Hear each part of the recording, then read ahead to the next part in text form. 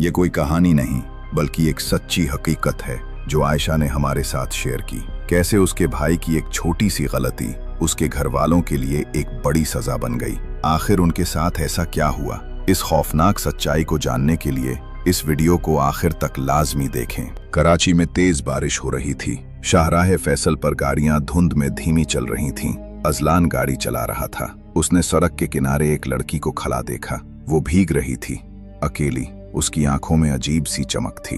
उस रात अजलान ने सोचा वो बस एक लड़की की मदद कर रहा है। उसे क्या पता था कि यह मुलाकात उसकी जिंदगी बदल देगी। अजलान 25 साल का, खूबसूरत, कराची का आम सा लड़का। दिन में ऑफिस, रात को वालदैन के साथ खाना। उसकी एक ही परेशानी थी, वो अभी कुंवारा था। उसकी अम्मी ने बहुत से रिश्ते दिखाए लेकिन कोई लड़की उसे पसंद ना आई। अम्मी, दिल को कोई लड़की छुए तो बात बने, वो कहता। अम्मी परेशान होती, बेटा उम्र निकलती जा रही है। लेकिन अजलान को जल्दी ना थी। वो ऐसी लड़की चाहता था जो उन सब में सबसे मुख्तलिफ और खास हो। उस शाम ऑफिस से निकलते हुए तेज बारिश शुरू हो गई थी। गाड़ी का शीशा धुंधला गया। सड़क पर गाड़ियां आहिस्ता चल रही थीं। उसने सड़क के किनारे एक लड़की को खड़ा देखा। वो बारिश में भीग रही थी, बाल चेहरे पर चिपके हुए, हाथों से चेहरा ढांपे खड़ी थी। अजलान ने लम्हे भर सोचा कि आगे निकल जाए। कराची में किसी अजनबी के लिए गाड़ी रोकना अक्लमंदी नहीं, मगर दिल माना नहीं। उसने गाड़ी आहिस्ता की, शीशा नीचे किया और बोला, आप ठीक हैं? लड़की ने पलट कर देखा। आंखों में थकन थी मगर लहजे में सुकून। अब ठीक हूं, शुक्रिया। उस एक जुमले में कुछ ऐसा था जिसने अजलान को बेचैन कर दिया, जैसे ये मुलाकात मामूली नहीं थी। अजलान ने दरवाजा खोला। बैठें, मैं छोड़ देता हूँ। वो हिचकिचाई, फिर गाड़ी में बैठ गई। मेरा नाम जोया है। बहुत शुक्रिया। मेरा नाम अजलान है, उसने जवाब दिया। गाड़ी आगे बढ़ी। बारिश की आवाज के दरमियान दोनों की बातें शुरू हुईं। जोया ने हल्का सा मुस्कुराकर कहा, आपने रुककर अच्छा किया। लोग आमतौर पर नहीं रुकते। अजलान ने कहा, बस लगा कि रुकना चाहिए। जोया ने शीशे से बाहर देखा, जैसे कुछ सोच रही हो। फिर आहिस्ता से बोली, शायद कुछ लोग हादसों के बाद ही रास्ता बदलते हैं। अजलान ने चौंक कर उसकी तरफ देखा, मगर जोया खामोश हो चुकी थी। बारिश कुछ कम हुई थी जब अजलान ने गाड़ी एक पुरानी गली के सामने रोकी। जोया ने कहा, यहीं छोड़ दीजिए, मैं आगे चली जाऊंगी। अजलान ने हैरान होकर बाहर देखा। सामने एक बोसीदा सा मकान जिसकी दीवारों से बारिश का पानी बह रहा था। गली सुनसान थी, कोई बंदा नजर नहीं आ रहा था। ये जगह ठीक है? अजलान ने पूछा। जोया ने मुस्कुराकर जवाब दिया, मैं यहीं रहती हूँ, फिक्र न करें, मैं पहुंच गई हूँ। वो गाड़ी से उतरी, शुक्रिया कहा और धीरे धीरे चलते हुए अंधेरे में गुम हो गई। वो कुछ देर तक वहीं बैठा रहा। दिल में एक अजीब सी बेचैनी थी, जैसे कोई नामालूम बात अधूरी रह गई हो। बिलाखिर उसने इंजन स्टार्ट किया और घर की तरफ चल पड़ा, मगर दिमाग में सिर्फ एक ही सवाल घूमता रहा, जोया, आखिर वो थी कौन? अगली सुबह बारिश थम चुकी थी, मगर अजलान के जहन में रात की वो मुलाकात बार बार लौट आ रही थी। दफ्तर जाते हुए उसने सोचा, बस देख लूं, शायद वाकई वो वहीं रहती हो। उसने गाड़ी उसी गली की तरफ मोड़ी जहां रात जोया उतरी थी, मगर दिन की रोशनी में वो जगह बिल्कुल मुख्तलिफ लग रही थी। दीवारों पर काई जमी हुई थी, दरवाजा जंगालूद और आधा टूटा हुआ। अजलान गाड़ी से उतरा। करीब जाकर देखा, मकान के अंदर झाड़ियां उगाई थीं, खिड़कियां टूटी हुई, फर्श पर मिट्टी की मोटी तह। एक दुकान वाले ने पास से आवाज दी, साहब क्या ढूंढ रहे हैं? अजलान ने कहा, यहाँ एक लड़की रहती है, जोया। कल रात मैंने उसे यहीं छोड़ा था। दुकानदार ने हैरत से देखा, साहब ये मकान तो 10 साल से खाली है, यहाँ कोई नहीं रहता। अजलान के हाथ से चाबी गिर गई। उसने दोबारा मकान की तरफ देखा, वही जगह, वही दरवाजा, मगर अब सब कुछ बेजान। दिल की धड़कन तेज हो गई और वो बगैर कुछ कहे गाड़ी में बैठकर तेजी से निकल गया। अजलान ने खुद को समझाने की पूरी कोशिश की, शायद मैं गलत गली में चला गया था, शायद कोई और जगह थी, या वो लड़की किसी के घर मेहमान हो, मगर दिल मानने को तैयार नहीं था। अगले दिन दफ्तर से वापसी पर ट्रैफिक जाम था, तो अजलान ने वही पुरानी सड़क पकड़ ली जिस पर कल रात वो लड़की मिली थी। सूरज ढल रहा था, मौसम साफ था और सड़क के किनारे एक छोटा चाय वाला खोखा खुला था। अजलान ने गाड़ी रोककर सिगरेट जलाई, बस यूं ही दिमाग साफ करने के लिए। चंद लम्हों बाद उसने दूर से एक मानूस चेहरा देखा, वही लड़की, जोया।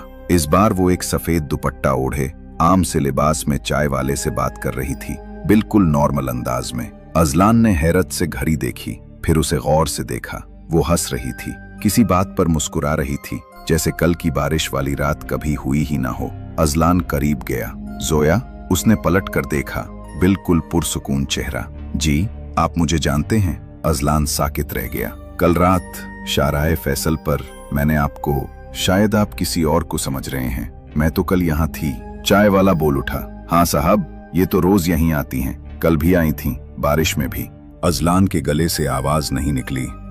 वो पीछे हटा, कार में बैठा और चला गया।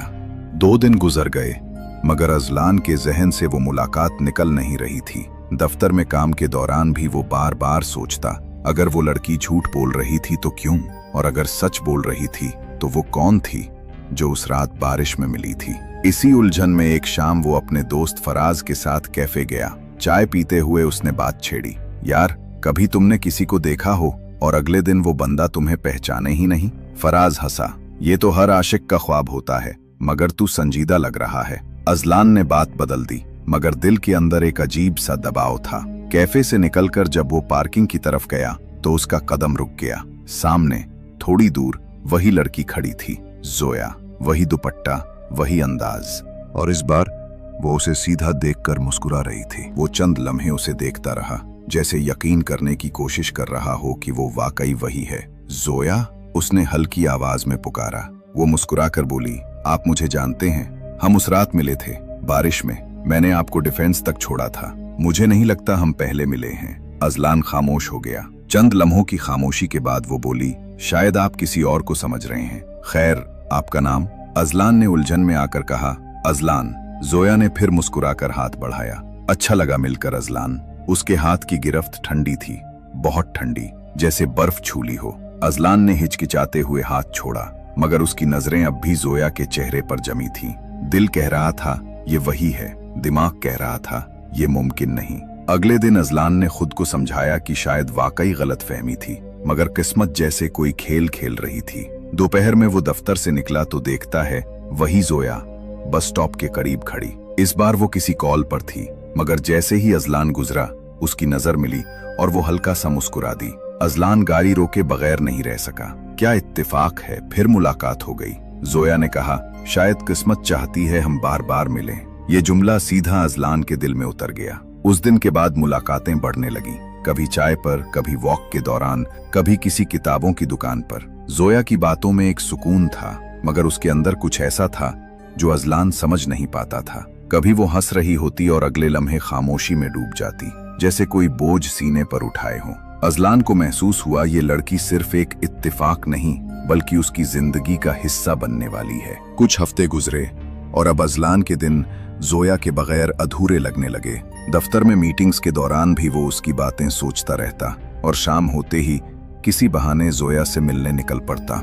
जोया भी उसके करीब आती जा रही थी, मगर कभी कभी उसके चेहरे पर एक ऐसी गहरी उदासी छा जाती जैसे वो किसी खौफ या राज के साए में हो। एक दिन पार्क की बेंच पर बैठे बारिश के हल्के खतरों के दरमियान अजलान ने कह दिया, जोया, मुझे लगता है मैं तुमसे मोहब्बत करने लगा।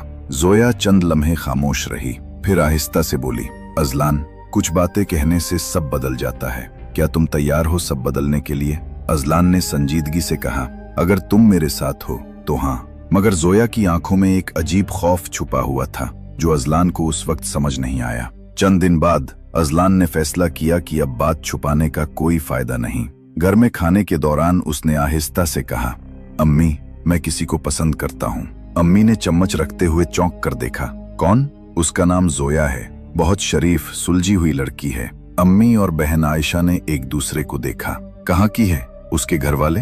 अजलान ने हिचकिचाते हुए कहा, वो अकेली रहती है, उसके वालिदैन नहीं है। कमरे में एकदम खामोशी छा गई। अब्बू ने नजरें झुकाए बगैर कहा, बेटा, हम तुम पर भरोसा करते हैं, मगर किसी की जड़ें ना हो तो उसकी सच्चाई पर शक आता है। आयशा बोली, भाई, आजकल लोग बिना पहचान के आते हैं, फिर पता चलता है सब झूठ था। अजलान ने तल्खी से कहा, सब लोग एक जैसे नहीं होते, जोया मुख्तलिफ है। अम्मी ने सांस लेकर कहा, ठीक है, पहले उसे घर बुला लो, हम मिलकर देख लेते हैं। अजलान के चेहरे पर इत्मीनान था, मगर दिल के किसी कोने में एक अनजाना सा डर उभरने लगा। अगले इतवार जोया घर आई। अम्मी ने खास इंतजाम किया। जोया ने सादा सफेद लिबास पहना हुआ था, बाल बंधे हुए, चेहरे पर वही पुरसुकून मुस्कुराहट। बातचीत शुरू हुई। जोया मुअद्दब थी, जवाब मुख्तसर मगर दुरुस्त देती। अब्बू ने पूछा, बेटा आपके वालिदैन कहाँ रहते हैं? जोया ने एक लम्हे को नजरें नीची की। वो दोनों अब नहीं हैं, मैं अकेली हूँ। कमरे में खामोशी छा गई। अम्मी ने मौजू बदलने की कोशिश की, चाय लीजिए ना। चंद हफ्तों बाद बात निकाह तक जा पहुंची। अम्मी ने जिद तो की कि अभी जल्दी है, मगर अजलान का इसरार न टूटा। सादा सा निकाह तय पाया, घर के लॉन में करीबी अजीजों के दरमियान। जोया ने हल्के गुलाबी रंग का लिबास पहना हुआ था, चेहरे पर हल्की सी मुस्कुराहट, मगर आंखों में वही पुर असरार सुकून। मौलाना साहब ने निकाह के अल्फाज पढ़े, अजलान बिन फहीम। क्या आपको जोया बिन्त? अजलान ने बगैर सोचे कहा, कबूल है। सबके लबों पर मुस्कुराहट थी, लेकिन अगले लम्हे जब जोया ने कबूल है कहा तो अम्मी के हाथ में पकड़ी तस्बीह के दाने टूटकर जमीन पर बिखर गए। अजलान ने एक लम्हे के लिए महसूस किया कि जोया की आंखें थोड़ी सियाह हो गईं, जैसे रोशनी निगल रही हो, लेकिन जब पलक झपकी सब नॉर्मल था। उसमें खुद को समझाया, ये मेरी थकन है, मगर अम्मी ने नजरें चुराते हुए सिर्फ इतना कहा, अल्लाह खैर करे। निकाह के बाद जोया घर आई। वो अजलान के साथ तो बहुत अच्छी थी, लेकिन अम्मी और आयशा को उसके रवैये में रूखापन लगने लगा। रात को होने वाले अजीब वाकयात। एक रात आयशा की आंख 3 बजे खुली। उसे प्यास लगी थी। वो दबे पांव किचन में गई। बाहर अंधेरे में खड़ी होने के बावजूद किचन की हल्की सी रोशनी अंदर आ रही थी। आयशा ने देखा फ्रिज खुला पड़ा था। जोया फ्रिज के सामने जमीन पर बैठी थी।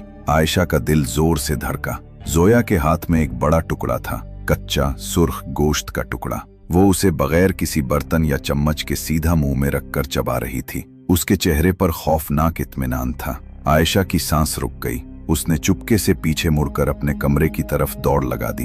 वो बिस्तर में घुस गई। उसका जिस्म खौफ से कांप रहा था। अगली सुबह नाश्ते पर आयशा ने खौफ से सारा किस्सा अम्मी को सुनाया। अम्मी, वो इंसान नहीं है, वो रात को कच्चा गोश्त खाती है, फ्रिज से निकालकर। अम्मी का चेहरा खौफ से सफेद पड़ गया। ये क्या कह रही हो आयशा? जब अजलान आया तो दोनों ने मिलकर उसे सारी बात बताई। अजलान हंसा, ओ आयशा, शायद तुमने ख्वाब देखा हो। जोया को तो बू भी नहीं पसंद, और कच्चा गोश्त, तुम दोनों हद से ज्यादा सोच रही हो। उसने उनकी बात को फिल्मी ड्रामा समझकर टाल दिया। सुबह के वक्त घर में एक हंगामा मचा। अम्मी किचन में चाय बना रही थीं कि अचानक उनके पीछे रखे बर्तनों का पूरा रैक उलट गया। किसी ने धक्का नहीं दिया, मगर वो गिर पड़ा। अम्मी का हाथ बुरी तरह जल गया। आयशा भाग कर आई और जैसे ही अम्मी को सहारा दिया, उसने देखा कि जोया जीने पर खड़ी थी, खामोश, हाथों में कपड़ा पकड़े, चेहरे पर अजीब सुकून। अम्मी और आयशा के दिल में खौफ ने जगह बना ली। उसी दोपहर दोनों ने अजलान को सारी बात बताई। रात वाला मंजर, कच्चा गोश्त और आज का हादसा।